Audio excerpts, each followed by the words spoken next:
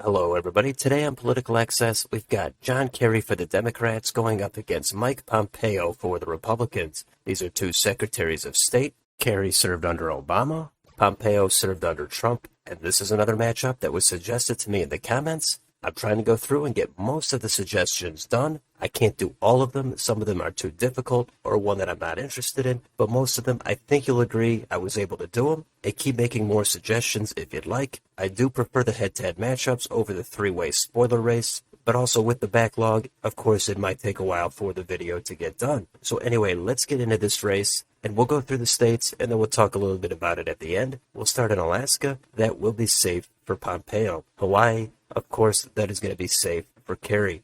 Now we've got the West Coast, Washington, Oregon, California. Those, of course, will also be very safe for Kerry. Now we've got Nevada. This is a purplish state, and this time I think it's going to go tilt for Kerry. Idaho, Utah, safe for Pompeo. Now we've got Arizona, another purplish state, and Mike Pompeo. I think he could get just enough of the Republican voters back that have maybe defected toward the Democrats or sat out the last couple of elections, and I have him winning it by a tilt margin. Montana, Wyoming, safe for Pompeo. Colorado, low double digits, safe for Kerry. New Mexico, likely for Kerry. North and South Dakota, safe for Pompeo. Nebraska at large, safe for Pompeo. In the 2nd District, it got a little bit redder after redistricting. In this matchup, I have Kerry winning it by a tilt. Now we've got Kansas. This would be Mike Pompeo's home state. You might remember he did serve in the U.S. House for a few terms. And Kansas usually goes safe for the Republican. And this time, yeah, it's not going to be any exception. Pompeo's going to win his home state by a safe margin. Oklahoma, safe red for Pompeo. How about Texas? That's going to be likely for Pompeo. Let's go up to Minnesota. That's going to be likely for Kerry. Iowa, likely for Pompeo.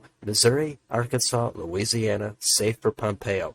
Now let's go up to Wisconsin. This is a tough state. Pompeo's going to have a little bit more suburban appeal than someone like Donald Trump. Kerry, he's been around forever, but I think he would run up the margins. In Dane and Milwaukee counties, the light red and the light blue counties in the driftless area, in the northwestern part of the state, I don't think they're going to go enough toward the right, and I think Kerry would win this by a tilt margin, but it would be close. Illinois, safe for Kerry. Michigan, that's going to be lanes for Kerry, probably 2 to 4 points. Indiana, safe for Pompeo. Kentucky, Tennessee, Mississippi, Alabama, those are going to be safe for Pompeo. Now we've got Florida. That I think will hit just about 5, maybe 5.5 points, and that's going to go likely for Pompeo. Let's go one state north to Georgia. As usual, a lot of it comes down to the Atlanta suburbs, Cobb and Gwinnett counties. They've trended away from the Republicans. Could Pompeo claw back a couple of points to be able to flip the state? It's close, but I do have him winning it by a tilt margin. Next state, South Carolina, that's going to be safe for Pompeo. How about North Carolina? That's going to be leans for Pompeo. Now let's go up to Ohio. That's going to be over 5 points, likely for Pompeo. West Virginia, safe for Pompeo. Now we can go up to Maine at large. That's going to be likely for Kerry. The 1st District, safe for Kerry.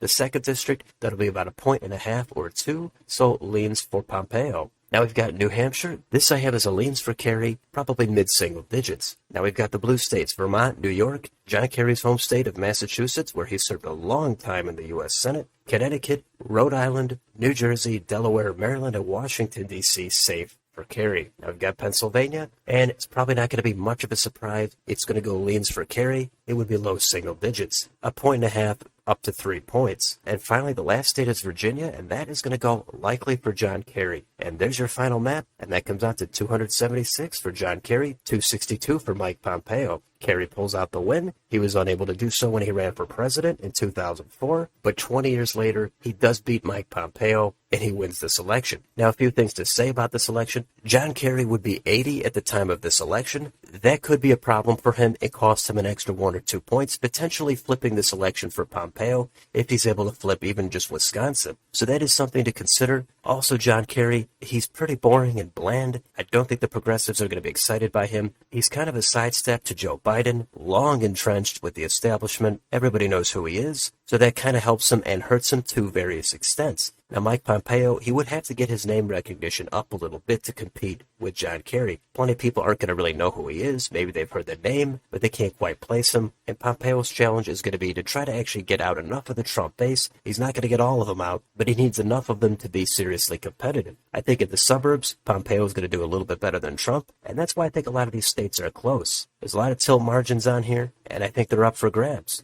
Another factor would be their running mates. It's possible that affects some of these states by a couple of points. We also don't know what the national environment would be like and which issues they would run on. I think there's enough appeal for both candidates in their own way that I think either of them could win this election. I think there would be less fracturing around John Kerry. The Republican Party would be a little bit more split as to if Mike Pompeo is actually up to the task of being enough of a populist and being able to shake up the system enough, and that's where the Trump base is probably going to have their reservations. But again, the trade-off there might be with independents or swing voters in the suburbs, and I think Pompeo would have an easier time campaigning. John Kerry's age would be tough to gauge how much of a factor that would be. It's not going to be an asset, but I don't know if it would be enough of a liability. That remains to be seen. So a key area in question would be the Rust Belt. I think the blue wall would very narrowly hold. Kerry would do better with economics there. Pompeo, I think, would do better on cultural issues. That's what I frequently say about the Rust Belt. But then again, maybe Pompeo would actually pull out a win. Maybe people are just tired of old establishment politicians and they don't want to vote for Kerry. They'd rather try a new face, Mike Pompeo. Even if they're not sure who he is exactly or where he stands, he would have time to craft his campaign and shape his image. So this is just what I settled on, and I'll leave it there for now. Let me know in the comments, do you mostly agree with this map, or did I get it all wrong? Pompeo is a rock star. He would sweep this election, or maybe John Kerry would completely dominate and win another 2 or 3 states. Let me know down below on your way out. Don't forget to like, share, and subscribe. Thanks for watching. I will see you on the next video.